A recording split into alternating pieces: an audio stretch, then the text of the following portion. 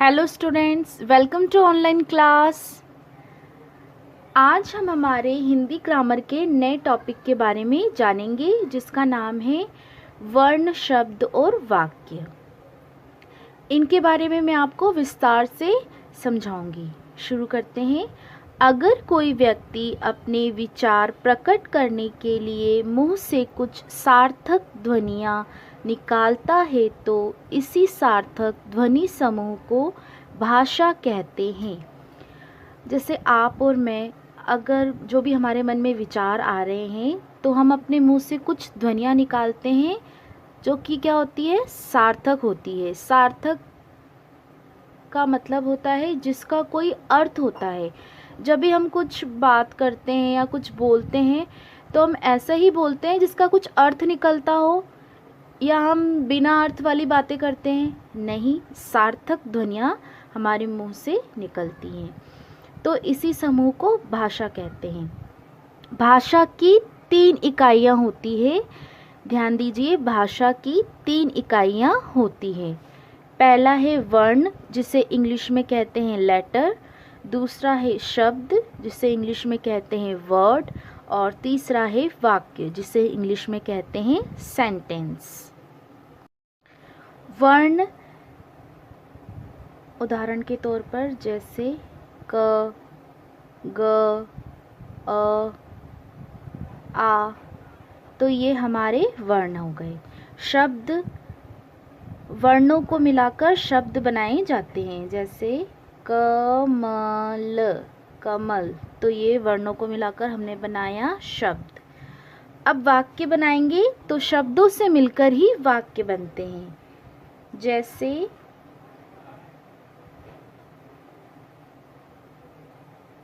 श्याम पढ़ रहा है, तो ये शब्दों को मिलकर हमारा तैयार हुआ वाक्य। वर्णों से बनते हैं शब्द और शब्दों से बनते हैं वाक्य। इनके बारे में अब हम विस्तार से जानेंगे।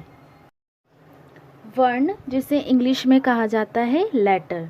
वर्ण किसे कहते हैं? भाषा की सबसे छोटी इकाई को वर्ण कहते हैं। इसके टुकड़े नहीं किए जा सकते हैं। जैसे आम की ध्वनि है आम। मैंने अपने लास्ट वीडियो में जो वर्णमाला टॉपिक था उसमें मैंने समझाया है कि जब भी हम व्यंजन का उच्चारण करते हैं, कोई भी व्यंजन हो, तो उच्चारण करने पर जो आखिरी ध्वनि होती है वो स्वर की ही आती है। म, क, ख, तो आखिरी में जो ध्वनि आएगी वो किसी स्वर की ही होगी।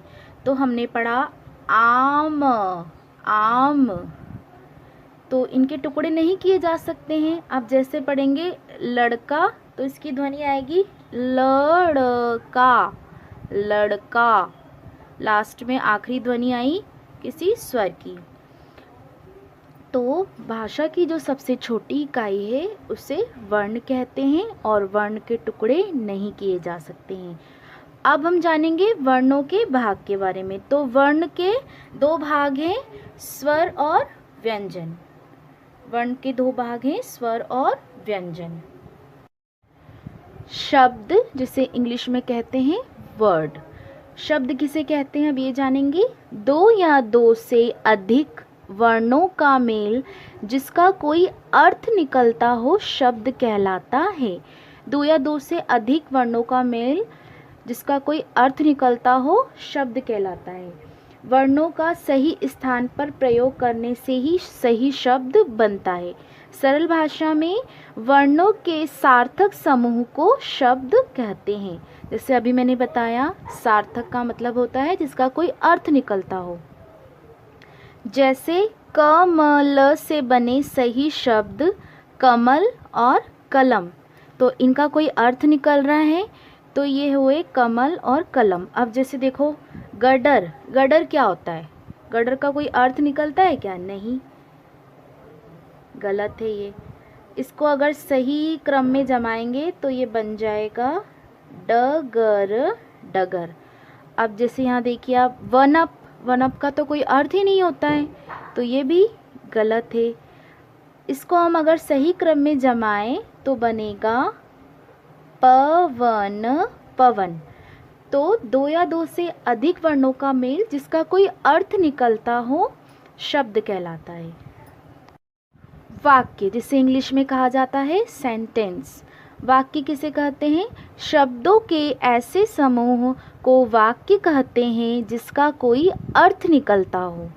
जैसे राम आम खा रहा है, तो शब्दों का ऐसा समूह होना चाहिए जिसका कोई अर्थ निकलता हो, वही वाक्य कहलाएगा। सरल भाषा में शब्दों के सही मेल को वाक्य कहते हैं। उदाहरण के तौर पर है शिकार रहा कर शेर। तो ये शब्द जो हैं सही क्रम में नहीं जमे हुए हैं। वाक्य बनाते समय शब्दों का उचित स्थान पर प्रयोग किया जाना बहुत ज़रूरी है, तभी सही वाक्य बनता है। तो ये जो शब्द सही क्रम में नहीं जमे हुए हैं तो ये गलत है।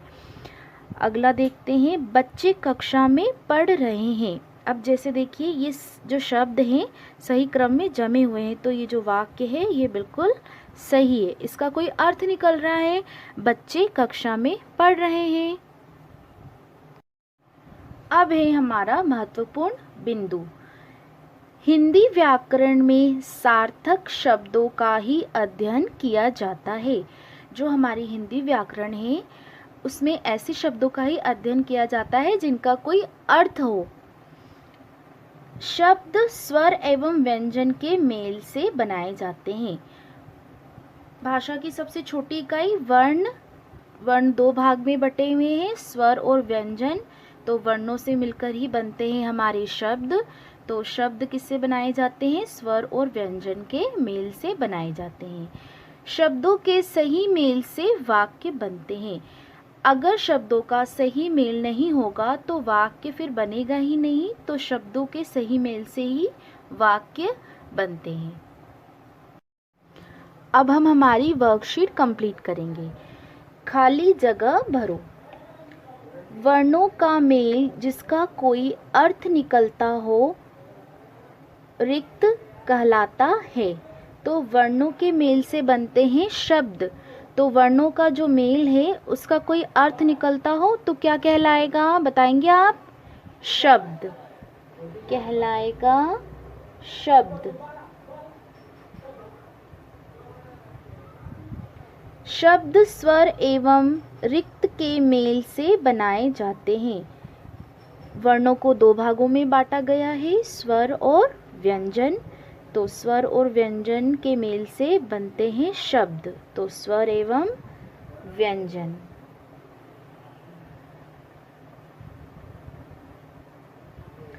भाषा की रिक्त इकाइयां हैं। भाषा की कितनी इकाइयां हैं? 3। कौन कौन सी? वर्ण, शब्द और वाक्य। भाषा की 3 इकाइयां हैं।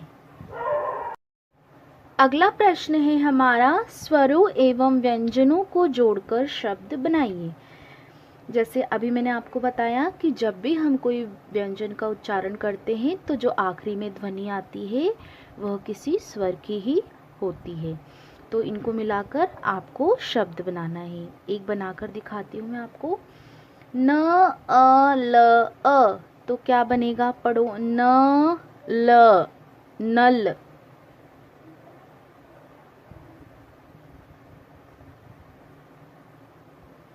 म ओ र अ, म ओ र अ, मोर। क्या बना? मोर।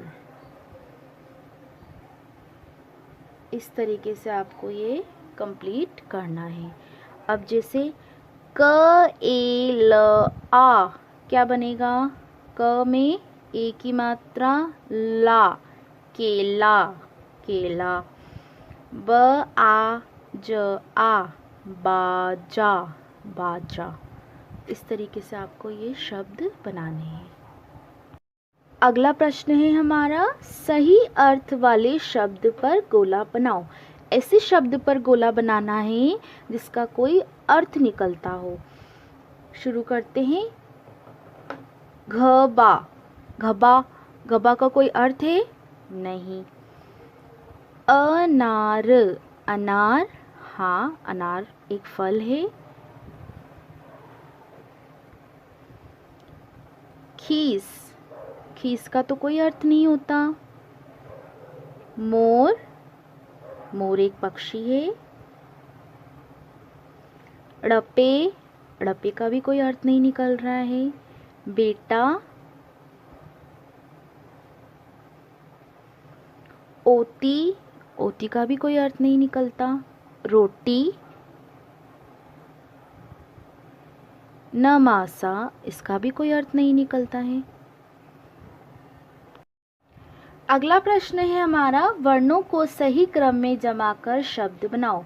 यहाँ आपको वर्ण दिए हुए हैं, इनको जमा कर आपको शब्द बनाना है। एक आपको बनाकर मैं दिखाती हूँ। म र ग, अब इनको हम सही क्रम में जमाएंगे तो क्या बन सकता है, सोच के बताइए, आप सोचिए। गरम, ग र म, गरम। इस तरीके से क र त स, अगर इनको सही क्रम में जमाएंगे तो कौन सा शब्द बनेगा, ये आपको बताना है। अगला प्रश्न है हमारा, शब्दों को सही क्रम में जमाकर वाक्य बनाइए। यहाँ शब्द दिए हुए हैं जो सही क्रम में नहीं है, तो हमें सही क्रम में जमाना है और एक वाक्य बनाना है जिसका कोई अर्थ निकलता हो। नाच है रहा मोर, कैसे जमाएंगे इसको, मोर नाच रहा है। मोर नाच रहा है, यह आपको कंप्लीट करना है। अब है आपके लिए कुछ मौखिक प्रश्न। पहला प्रश्न है वर्ण किसे कहते हैं, और दूसरा प्रश्न है शब्द किसे कहते हैं, और तीसरा प्रश्न है वाक्य किसे कहते हैं। आपको ये बताना है।